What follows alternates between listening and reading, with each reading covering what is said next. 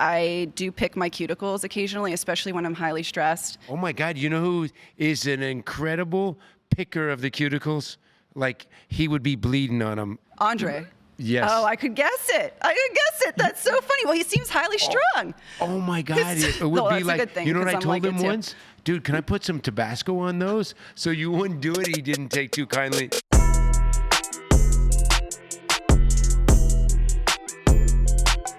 What up, BG? Brad Gilbert here for another episode of Big T on a beautiful afternoon in Santa Monica. And welcome my co-host, Alison Riske. I want to say risk and reward because with your name, you should have been a player that played for winners.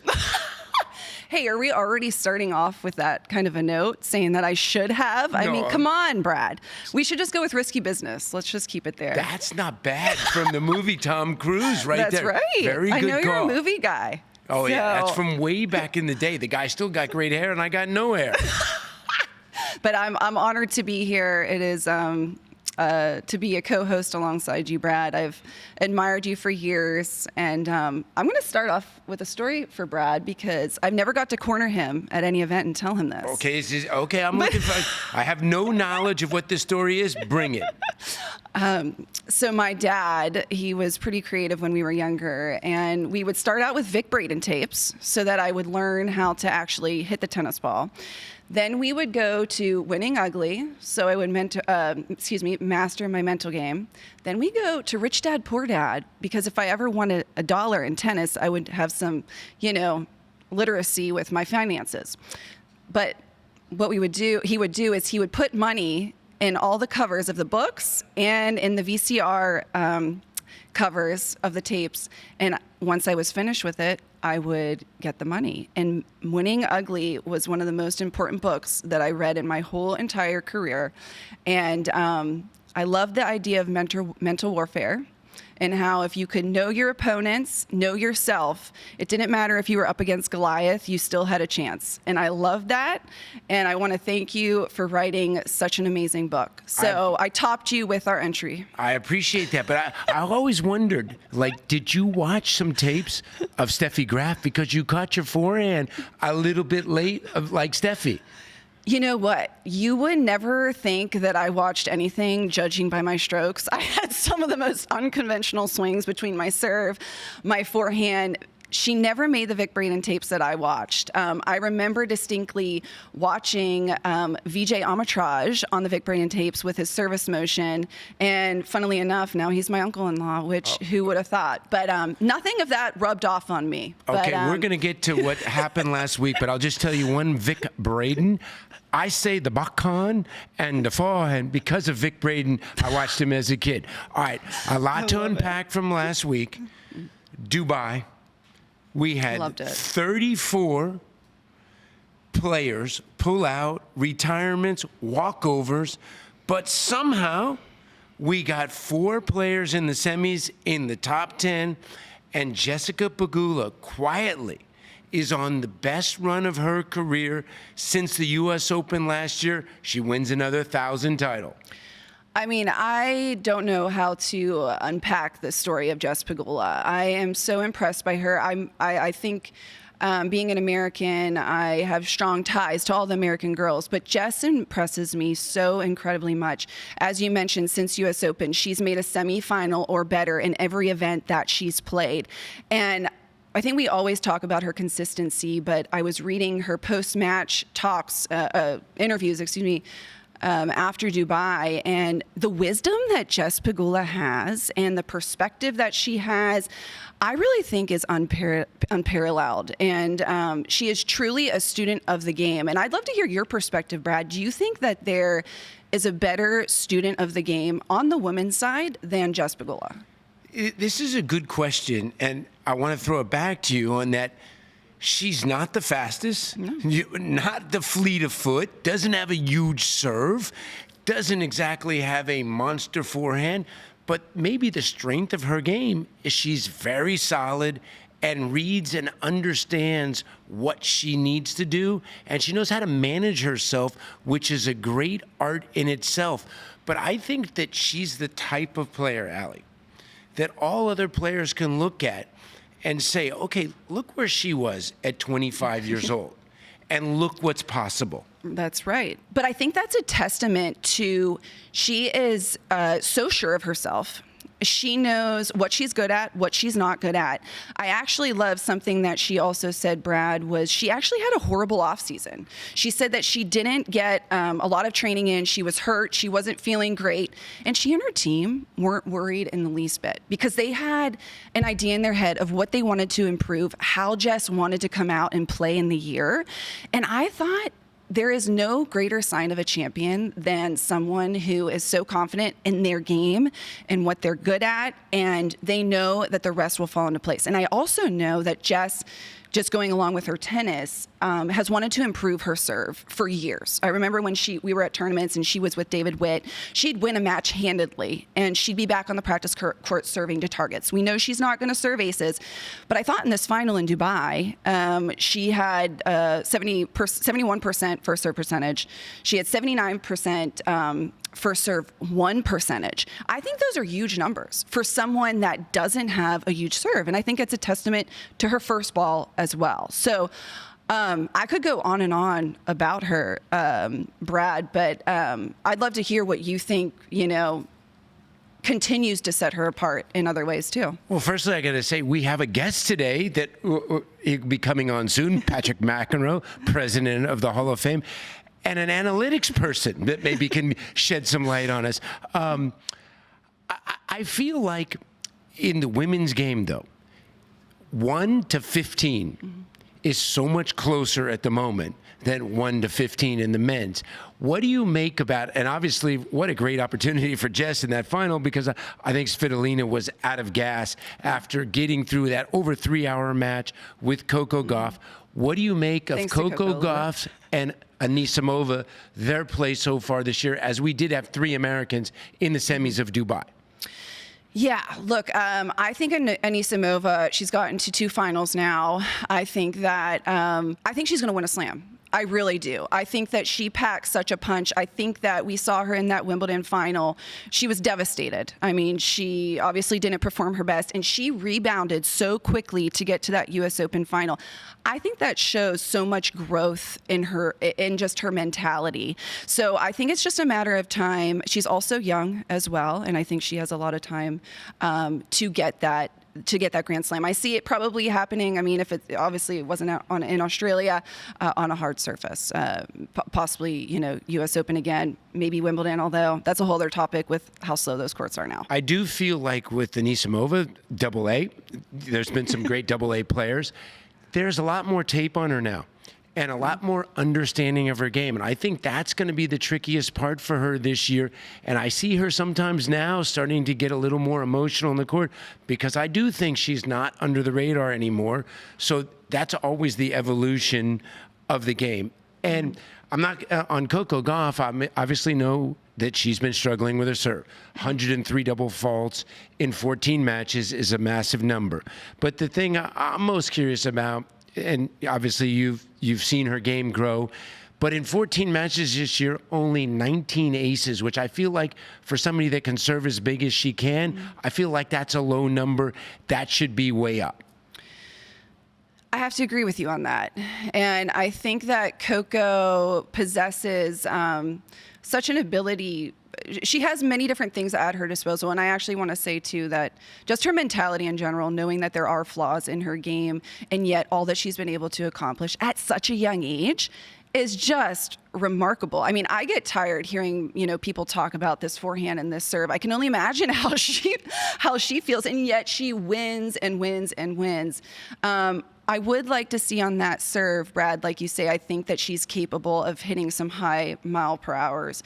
We see her kind of dial it back just to start the point almost. And I think that for her to get to, number 1 in the world and continue to win slams against a Sabalenka, Rybakina, Jess Pegula, I think you need to start going for that. And I am not sure, because she already has so many double faults. What's the harm in, really going after those first serves and going for your second serve a little bit too? I think that that's something that could really help her because she has the cover on that second serve.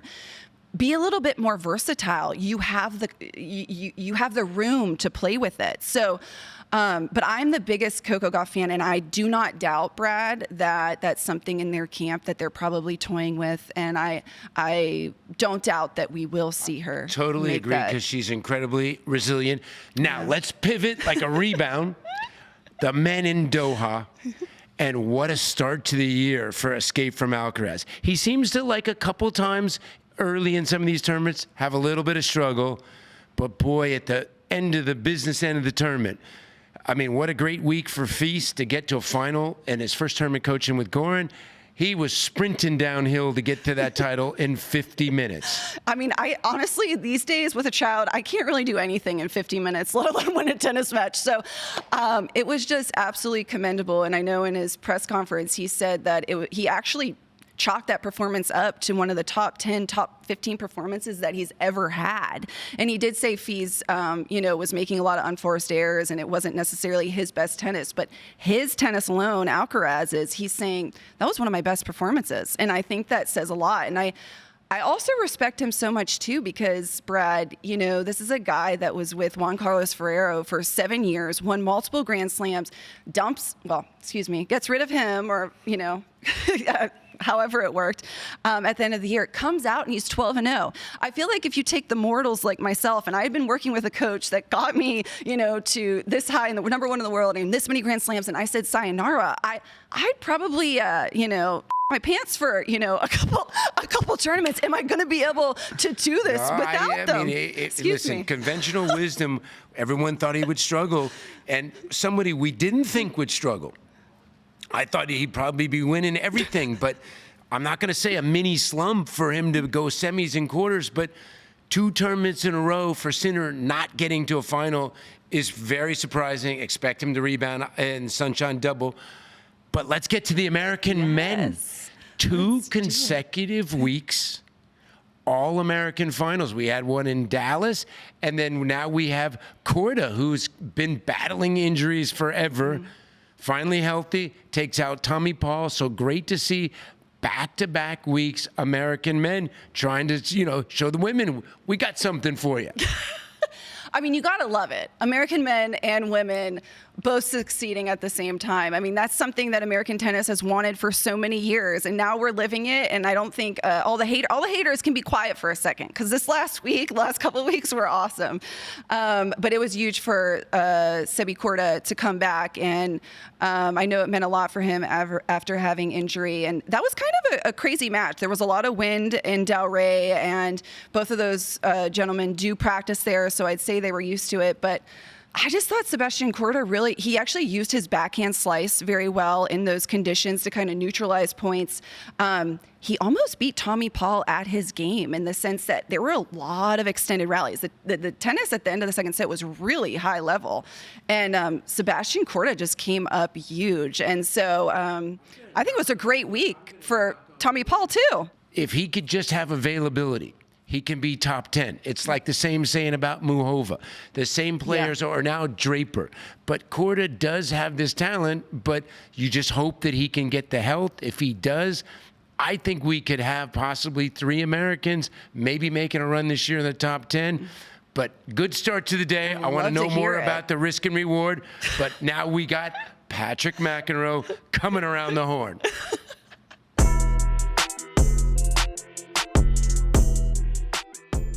I'm very excited to welcome in Patrick McEnroe. Are you stuck in a blizzard? You on the road? Where are you at, buddy?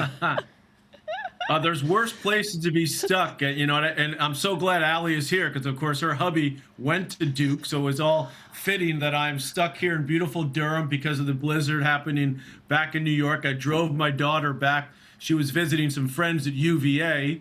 So I flew down there, and then I drove with her down here to Durham yesterday. I was supposed to fly home, but of course the blizzard had other ideas. So not too bad. I'll take her to dinner again tonight. Got my little workout in this morning. Going to go watch Duke men's tennis practice in a couple hours. So I'm looking forward to seeing what they got over there. Nice. Oh, so it doesn't get better than that. So you got some exciting news as your president of the Hall of Fame.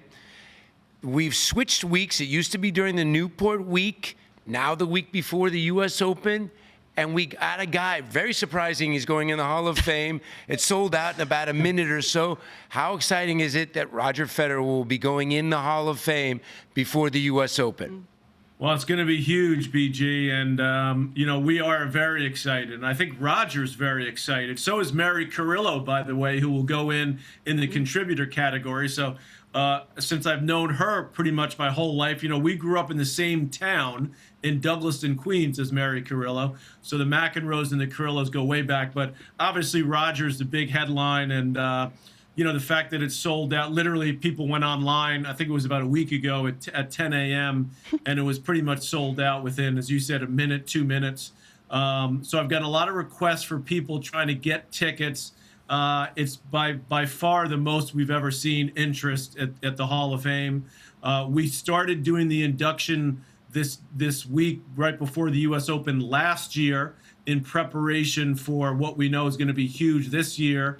We're thinking that another one-namer, Serena, might be going in next year, but it sounds like, I don't know, she's playing a little coy about if she's coming back or not. It's 5 years from the time you retire as a player. So if Serena doesn't play another official professional match, she would be eligible in 2027. So I'm sure that will be just as big, but everyone's excited about Roger. So is he. He's going to be bringing a huge contingent of his family, friends, and people that have helped him over the years. I mean, that's just so exciting. Incredible that it could possibly be Roger Federer, followed up by a Serena induction.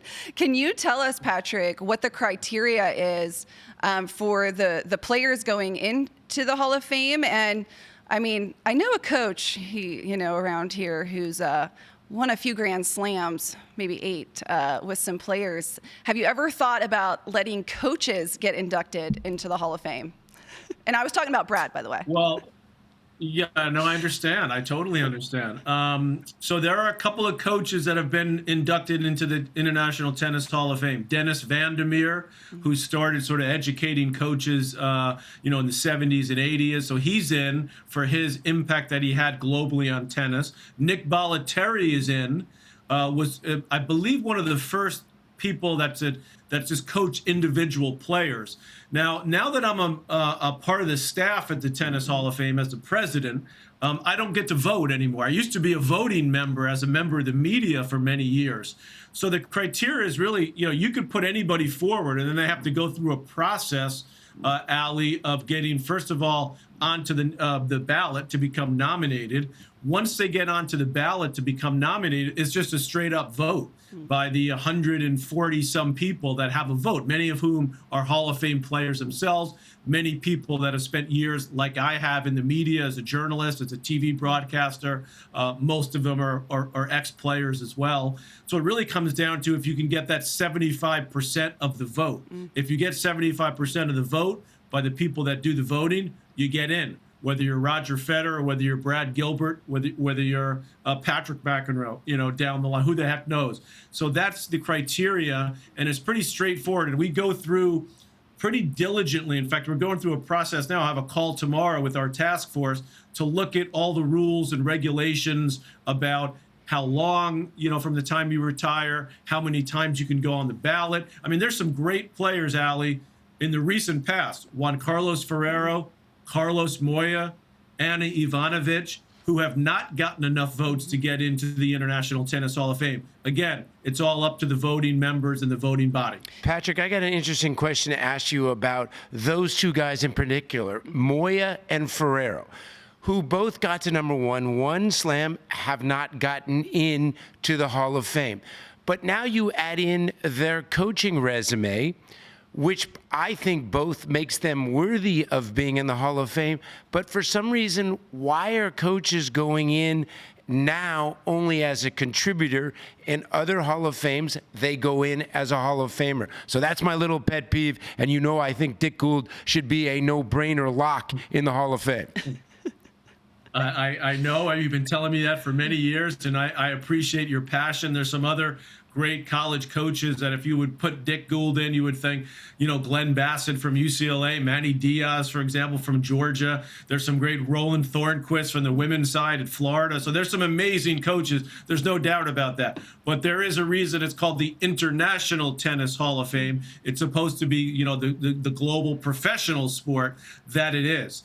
That being said, it's a great question about the coaches. Should there be we've had some people on our committees mention the idea that maybe there should be just a coaching category separate from a contributor category. So again, these are the things we look at on a fairly regular basis because, it's a pretty big responsibility to have. And we saw what happened recently with the Pro Football Hall of Fame and Bill Belichick not getting in, which I thought was pretty bizarre.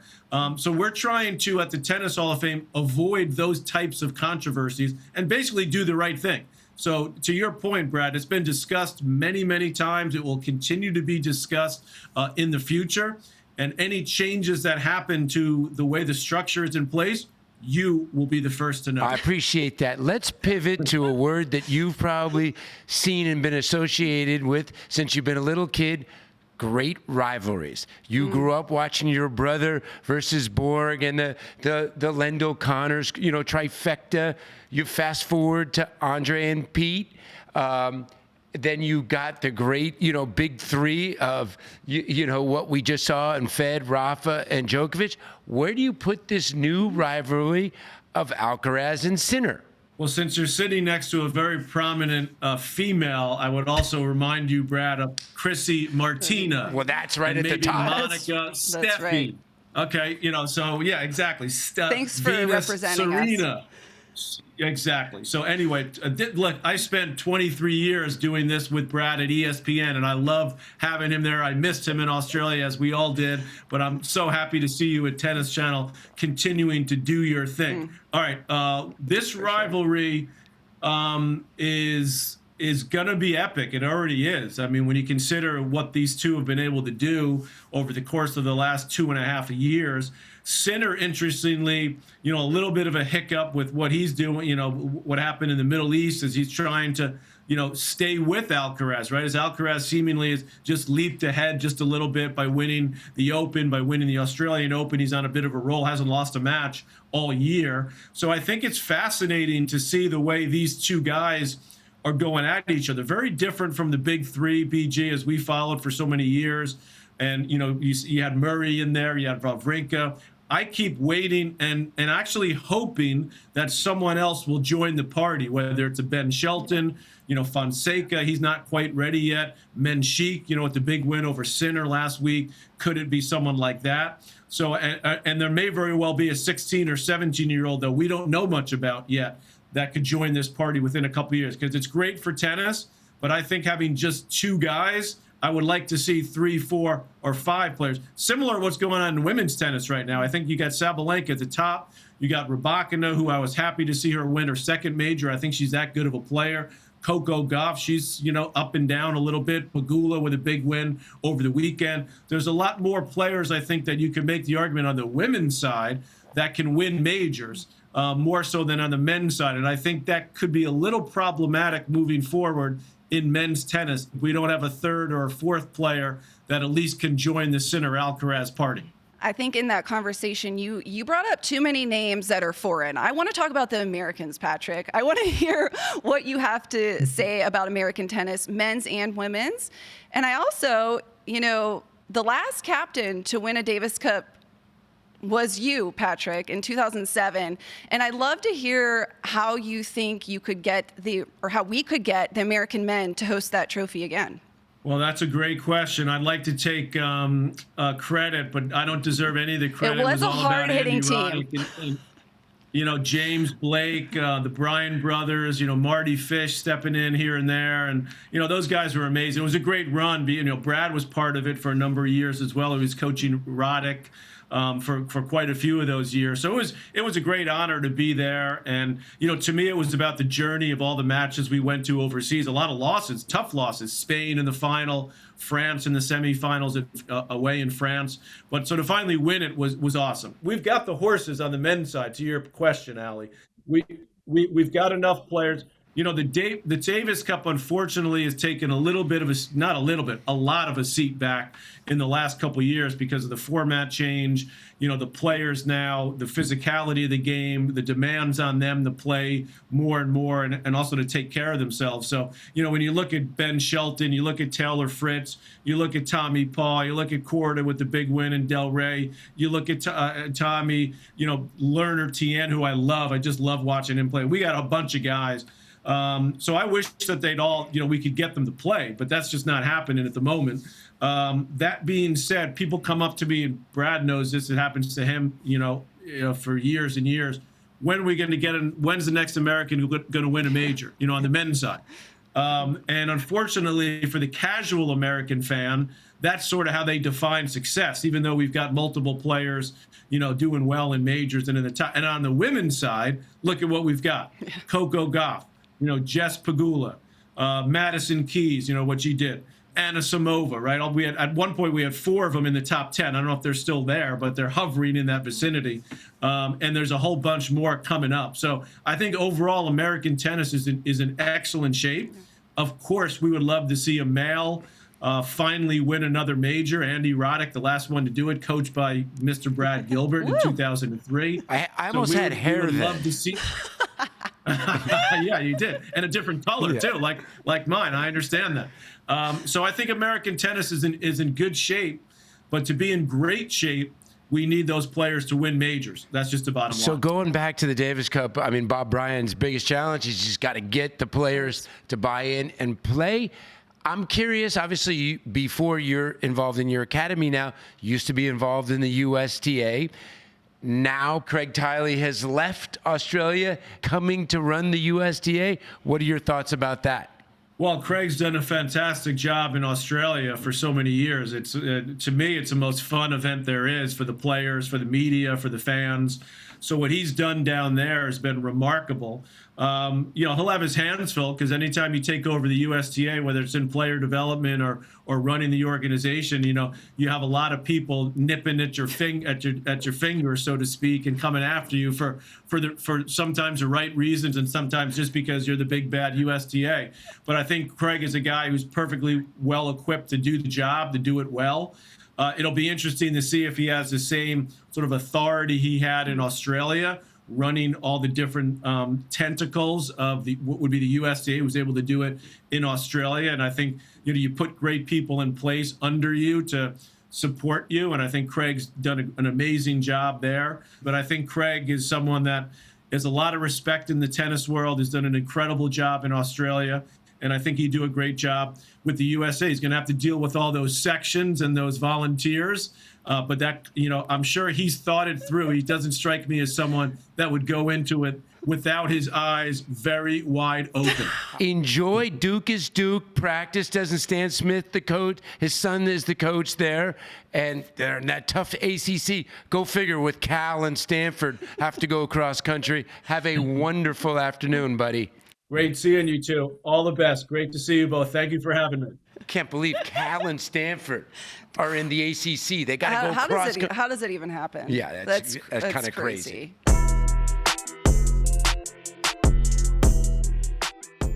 All right, Brad, now it is game time. So let's send it up to the control room and see what they got for us. All right. Good job. By the way, this is a new duo here, BG and Allie. One of my favorite parts of the day. Allie's getting makeup. Brad walks in. Hey, BG. Now he's like, I know you. Yeah, if I don't know this legend, I mean, come on. That was... So, yeah, that's pretty cool. We're going for a hug. We're not doing a handshake. You got a multitask today. You got, you're in the truck. You got second serve. Let's bring it on. I'm looking forward to it. I don't know anything. I'm going to try not to waffle either. Okay, we know BG doesn't like to get prepped on the topics. Okay, we played Banker Shank last time. This time we're going to play a game that we're bringing back. It's called High Percentage Tennis. Very simple. I'm going to give you a statement, and you both are going to respond with a number from 0 to 100, expressing your confidence in that statement becoming or being true. But BG, the podcast gods have spoken, and they will only allow you to go 1 decimal place over. Wait, I can't go like 57.93? No, it's got to be 0.9. You got to stop there. Yeah, we did a lot of market research on this. There's no no thought and love in that by just, I never say an even number ever. Instead, if I don't say 50, I would say You get 41, one decimal 49 point. or 51. But then I would say 49.73. Okay, hot start. You guys ready? Statement number one, Allie, you're going to go first. Jessica Pegula or Amanda Anisimova will win a major. What is your number, Allie? In 26 or in their whole career? Yeah, whole career, they will. One of them will win a major. Well, earlier in the show, I already alluded to the fact that I think Anisimova is going to win a Grand Slam, so I can't take that back. I also think that Jess Pegula, before she retires, will get a Grand Slam. I think the draw will fall. I think she'll get a little luck in there, and not that she needs it, but I think we all could use Need it a at number. times. Okay, sorry. And I'm going to go with 95%. 95%. Okay. BG? Well, I feel like Jess has a lot less time at 32. Double She A's keeps getting better. Yeah, she's got a lot more time. Also, don't think there's a couple of majors I don't think work that well for Jess. But combined, I'm gonna say 83 point blank blank. Because you want to let me You add had to decimals. get that in there. You can add one decimal point, just not 83.9. two, and then you had to go That's blank still blank. really high. We Okay, love I like it. that. So, Jess, Amanda, we're counting on you girls. Yes, I kind of assumed a high number there. Okay, number two, BG, you're first. Sebastian Korda will once again be a top 15 player. I say top 15 because his career high is 15. He gets back there. What's your number? I should say definitely. It's, like 91.9%, but I just always have that worry of availability. It's not about the talent. The talent is there. If he can figure out, I feel like the easier part is, yourself, being healthy and being available. If he figures that out, I feel like it's a no-brainer. I think he's top 10 potential. So I'll say 91.3% chance he busts in the top 15 in his career. He can't help He himself. went down 0.6. He's been there before. Yeah, what do you can't got? Not 6. I never say an even number. 3. 91.3. Yeah. I'm 100%. I think that Seb Korda is getting back to top 15 in the world. The guy's only 25 years old. I mean, he has a tennis lifetime ahead of him to get back. He's already done it once. I mean, he's proven in this Del Rey final that he's back to his best, nearly his best playing form. I mean, it's just going to take a couple of tournaments. So I'm giving 100%. 100%. Yeah. I'm confident. I mean, Yeah, no, that's that's Now, strong. don't ask me top Touchdown. 10, top 5. Don't ask me that, but top 15, his best, 100%. It does feel like he's just one relatively healthy season away from getting back there because that's what happened before. Okay, number 3, Allie, you're going to go first. An American player, man or woman, an American player will win Indian Wells this year. Okay. I'm going to say 60% chance. And if I'm going to give a couple of names out there, I am going to throw out Ben Shelton because I think in the format of Indian Wells Miami, we saw it last year with Draper winning, with Mensik winning Miami. There are players that, hey, it's best of 3. It's not best of 5, which we know Sinner and Alcaraz thrive on these in these long matches. But if you strike hot on one given day, you can take a couple sets off these guys. So I'm throwing out, it would be a Ben Shelton. And on the women's side, I would say Jess Pegula. I think that Jess is coming into Indian Wells feeling extremely confident. I'm her biggest fan. And I know the court plays extremely slow. Jess hasn't seen her best results there in the past. I don't think she's gotten past the quarters there, but someone can check me on that. But I think that she would be my pick if it were to happen. So on the men's side, tough ask because remember Sinner wasn't there last year. Yeah. He's back. So you're just saying a winner? You're talking about a double American winner? No, a man or a woman. Okay, on the women's side, okay, we got strength in numbers there. So I'm gonna say 77.7% chance we get a winner between one. I mean, a very Got it. low number that it would be a double, IW double.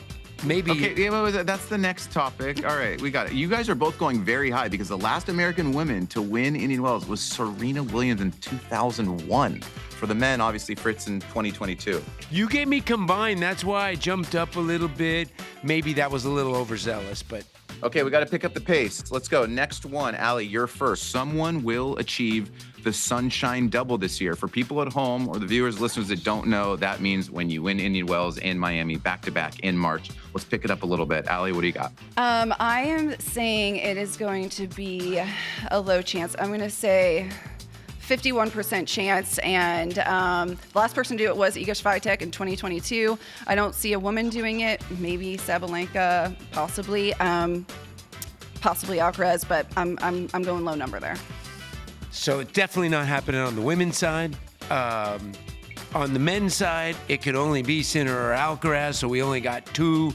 I'm going to go low then. I'm going to go 41.5% chance that it'll be Sinner or Alcaraz. That's it. That's all that can happen. Okay. It's funny you guys both were like, I'm going to go low, but then you went 51 and 40. Yeah, 2022, last person to do it. Federer, 2017, did it 3 times. Last one here. Brad will end up at the Nest one night during Indian Wells. Allie's not going to be there. What is 100? What is the net? He doesn't know. The Nest? Maybe I'll take my percentage down if you didn't even know what it was. That Nest, it's on that 111? It sure is. Oh my God. Yes. I've seen that place for a million years and maybe a few times in my career. I've rocked Did you go up, in? and it's too long of a line. Wow. So Early bird special, Brad. Go I've been early. going to the desert for 45 years, and appearances, I believe, in that place are none because I haven't gotten no wild card, there's always a line. So oh my gosh. I'm going to say low percentage because based upon I haven't gotten in 45 years, I'm going to say 0.5. Allie, last time you were there? Actually, to be fair, I've never been either. But I figured giving Brad's chance, I know one person who has been there many times. She's not here today, but, Coco loves the Nest. So you can maybe ask her next time. Maybe Coco's got some pull.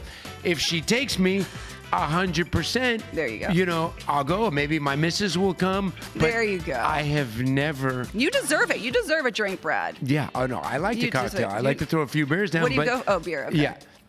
Maybe a little tequila too, but I have not gotten in there. I'd say I've stopped by a half a dozen times. Well, from what I hear, nothing good happens in there, so you're probably better off staying out. Okay. So that's a good decision. Have you been before, Chiz? I have been. It's this semi-gross yet charming and certainly poppin' dive bar. Ages anywhere from 18 to 80. No, it is a good time. We'll see if this part makes the pod. This is our fan mail segment. Let's burn through one really quickly. Of course, you can call the Big T hotline. You'll see the number there, or you can email us at thebigt@tennischannel.com. We got one question for you. This comes from Mark C. I don't know where he called from. He didn't leave his location. This is what he says. How can tennis increase interest in the sport? Have the game styles become too homogenous and are court surfaces too similar? Allie, what do you got? I think that's an interesting question. I think that when you look at the players, I would never be able to look at the players and think that they all play the same, because I think that we as coaches, as former players, see so many nuanced things that make every one of these players so different and so respectable. So that, for me, would be really tough. What I do think that tennis could do to make it more interesting for fans is, hey, what does it look like with the way that fans engage during a tennis match? Is VAR going to play a bigger role in tennis? We saw it in the Australian Open. They had the net post light up whenever, a ball was out, just to, hey, maybe encourage a little bit of different engagement with fans. I think those are the things that we need to explore. And I actually love the idea of Craig Tyle coming in to the U.S. to see what he might bring. I think he's one of the most progressive leaders in tennis, and I think it's really important that we continue to push forward, try different things. What are your thoughts, Brad? Listen, I love some of your thoughts. I love this question. And they did, now the last couple of years, they're letting people move and come in after the first game. But the one thing that I would like to see is if we're playing on a slower court, let's play with quicker balls. If we're playing on a quicker court, let's play slower balls. I'm not like one of these people. I want to see people go back to the 70s and see serve and volley tennis, or I don't like seeing 50 aces, but I do think we have some unbelievable athletic players. The game is constantly growing and moving in the future, but I'm always in favor of a few tweaks, like you never should be allowed to catch a ball toss. That's a fault. Oh gosh, I would have had the most double faults on tour. I'm not a big fan of that one.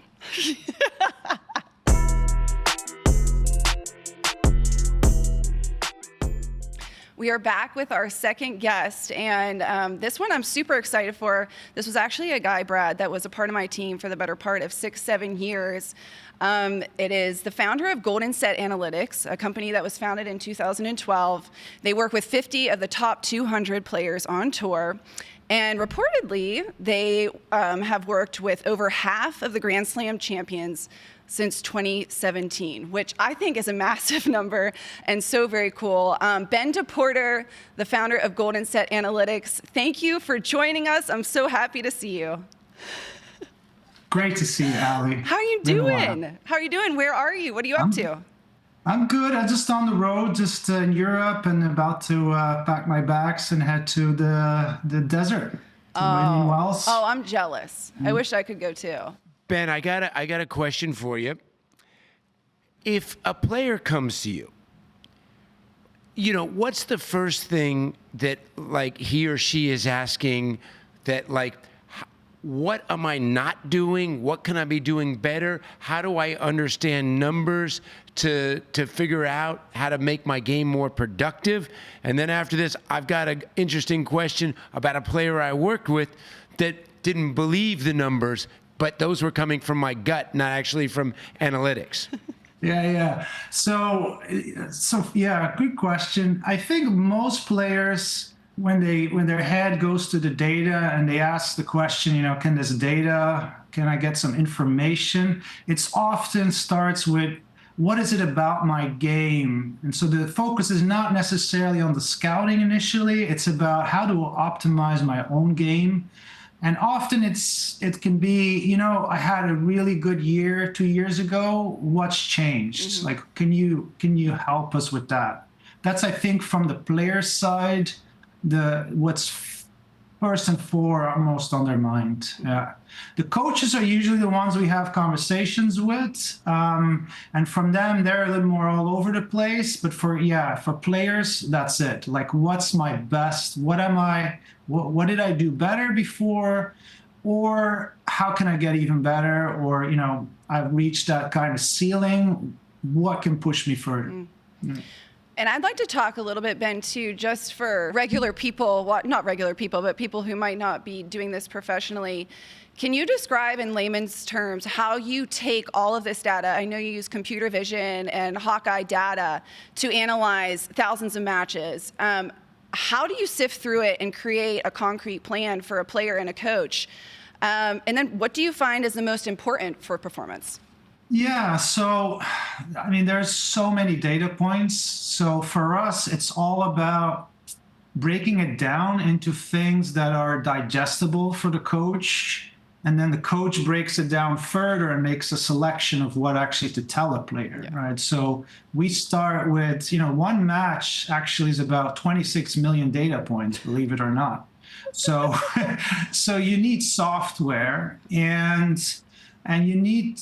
Obviously, our team is computer scientists, statisticians, and tennis people, right? And so for 13 years, we've been talking to coaches, learning from them.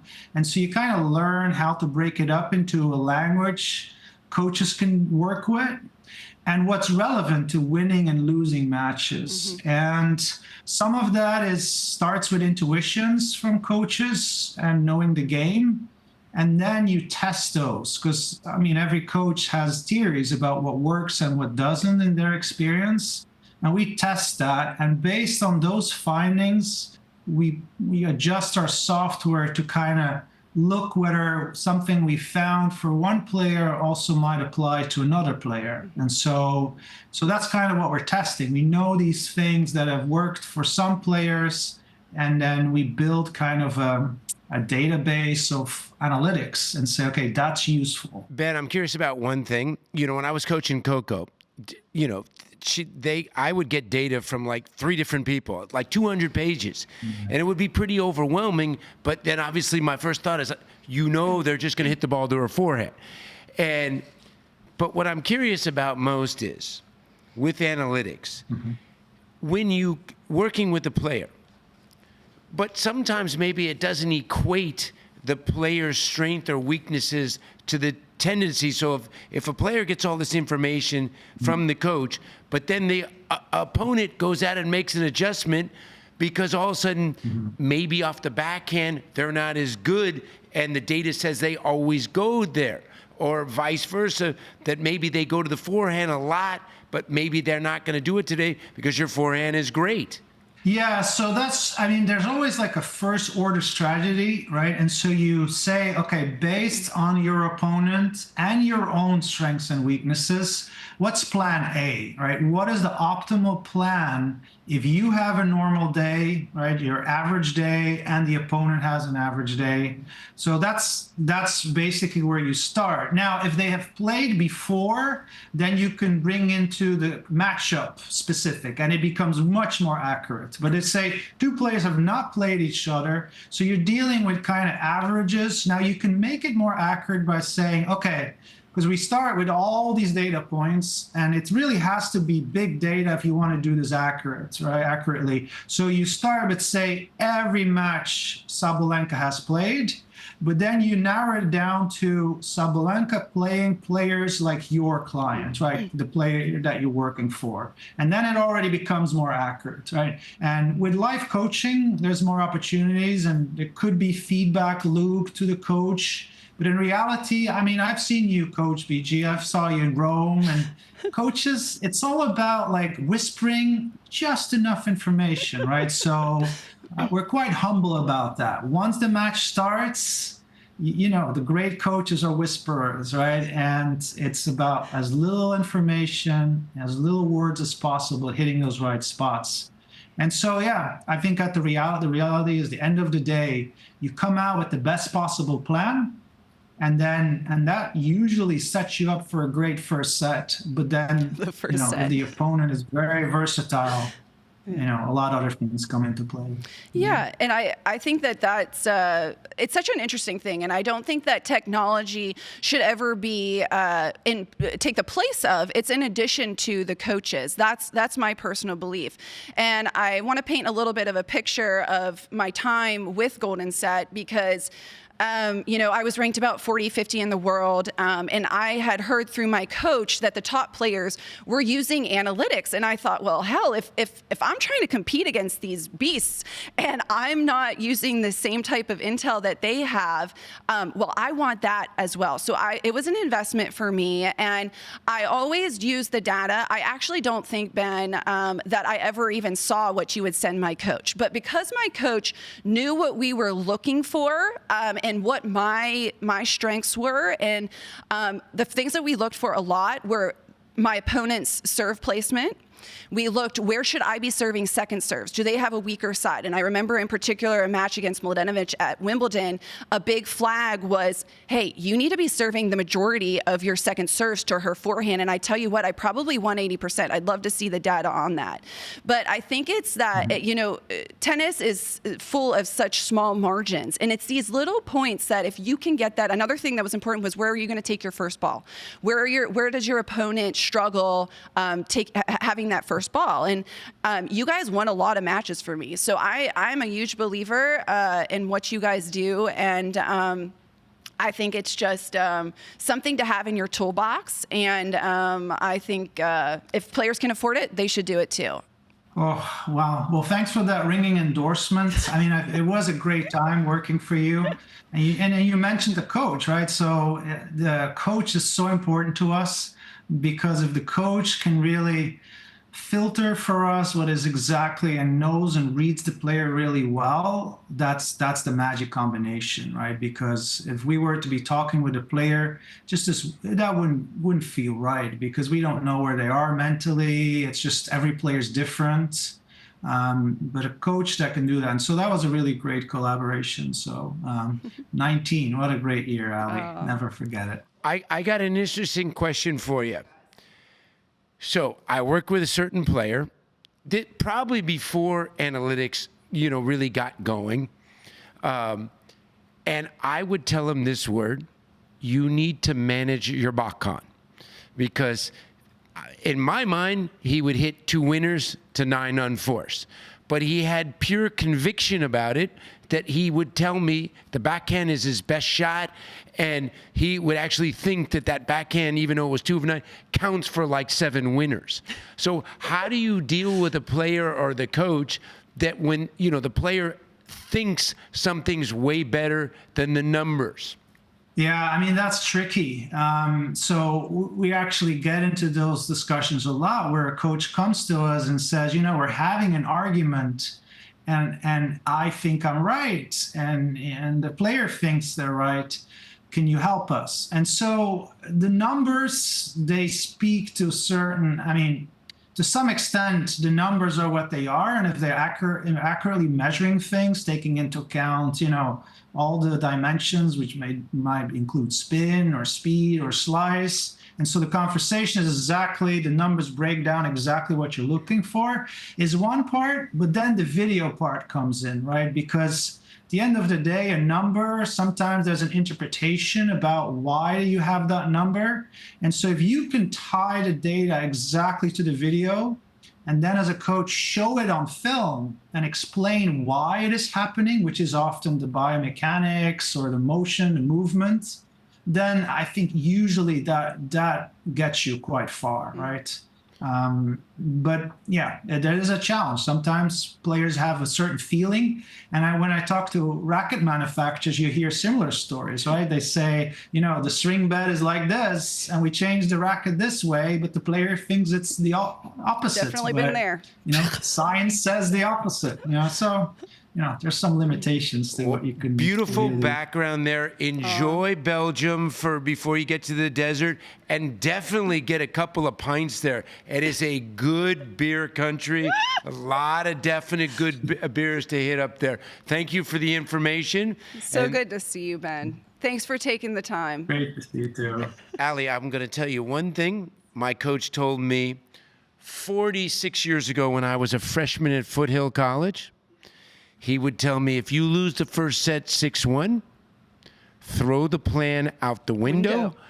Yeah. And don't lose the second set the same way you lost the first set.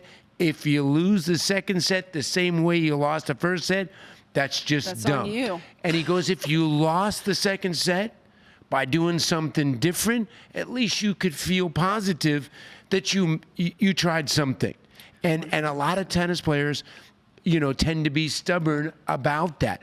But being like, listen, I would probably throw the plan out the window at 3-1, and I believe in plan B, C. Yeah. And then I also feel like, conversely, a lot of players, the plan is working well. They're up, and they change the plan thinking their opponent is maybe going to get onto it. And I tell every player, I go, if it's working, it's all about numbers. Just because they passed you one time, that's not enough. It's more by the numbers. So I thought about all of this analytics before it was even invented. Yeah. Well, it sounds like you put a lot of thought into it. And hey, whether a coach tells you or whether analytics tells you, scrap it. If it's not working, you got to scrap it. You're the player that's out there, and it's up to you in real time to make the choice to change. And you have to be alert enough, you have to be adaptable enough to do that, and not stubborn enough, as you mentioned, which is probably the number one quality that keeps a lot of us from doing that. And also a big thing, for every level, whether or not it's club players, whether or not it's pros, it's college players. I went from Andre Agassi, who could talk about, and he had a photographic memory, could remember every single point, every single stroke, he could verbatim, and he could talk about it for hours, to going to work with Andy Roddick. And with Andy, you'd get about 20 seconds, and then like Mission Impossible, this message will explode. So it's like or sometimes I had you to tell. mastered it. That showcases what a great coach you are, because I think that is something that's so underrated in a coach is how do you read your player, and that's why you're one of the best, Brad, because of I that. appreciate that, because of but that right there, as you read your player. What's funny is it, and I always think about as a coach, and I probably learned this from my coach, is that each new player that you coach, it doesn't matter what's happened before with their results. It doesn't matter what you've done before as a coach. You're starting with them as a blank canvas, and you're trying to help them become the best version of themselves. That's the only way I look at it. And you know what? Another thing is from being a player to becoming a coach, you're not looking through your own lens. You're now looking through their lens. It's not I just take that ball and come in. Your player plays differently, so you have to figure that out. You put your ego aside. Imagine that. I mean, that's exactly what you do. And that's what makes a good coach, folks, right there. Brad Gilbert.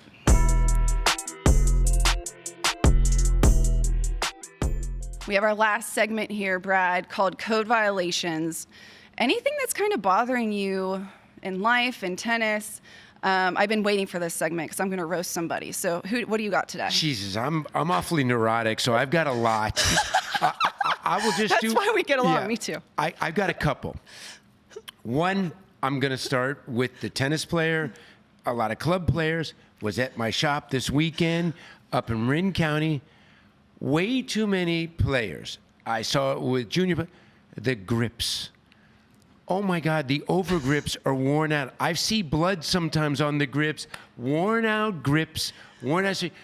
And I tell players, listen, you played 2-3 times with an over grip. Change your grip. Also, learn how to change an over grip. It's easy. Watch a video to learn how to do it, because you'll be surprised. A lot of people do not know how to roll an over grip. But if there's blood on your over grip, this is a bad sign.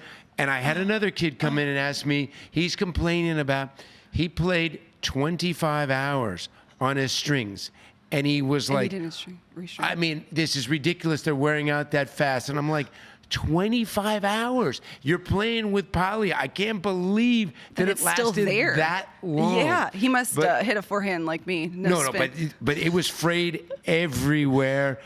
And my last one is negativity from tennis players. Last week has no memory. You must be more positive, because good success comes from positive thinking.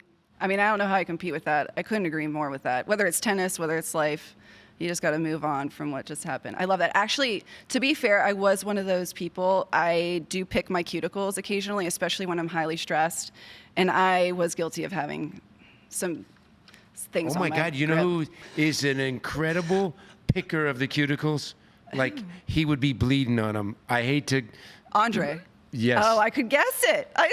That's so funny. Well, he seems highly strung. Oh my God. It would be like, you know what I told him once? Dude, can I put some Tabasco on those? So you wouldn't do it. He didn't take too kindly. I can't even imagine. My fingers would He didn't take too kindly. Burn. So you did that too? I still do. Yes.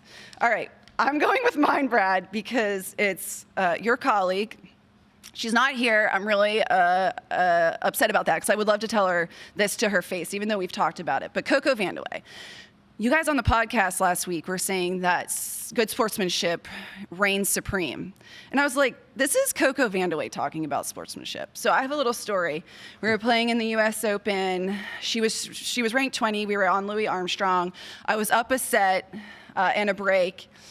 And naturally, Coco Vandeweghe was a one-trick pony. She did the kick serve on the ad every single time. Could not take a tee.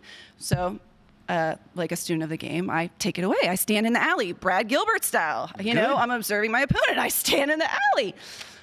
Well, of course, now she has a problem with it because I'm up a break. So she calls out the tournament referee, who comes out, and she has a 10-minute talk with the referee about how I was being unsportsmanlike and how I was distracting her with my footwork and how standing in the alley is not allowed. I proceeded to lose the match, unfortunately, even though I gotta say on the record, I have a winning record against Coco. I loved playing her. I loved beating her. But Coco Vandeweghe saying that sportsmanship reigns supreme is just a bunch of BS. So she didn't like your squeaking and you standing in the alley? There was no But she squeaking. ended up getting in your head and still... Right. That was my fragility at that time. So that was bad on me. But Coco Vandeweghe can't be claiming that sportsmanship reigns supreme in her life. So I'm calling out, I don't like liars. So that's my big code violation for today. Okay, Coco, I look forward to your response because she's calling Yahtzee on your sportsmanship. And I want to thank Ali Risk and Reward. We really enjoyed having you. You are and we awesome. will see you next time at the beginning of the Sunshine Double in IW.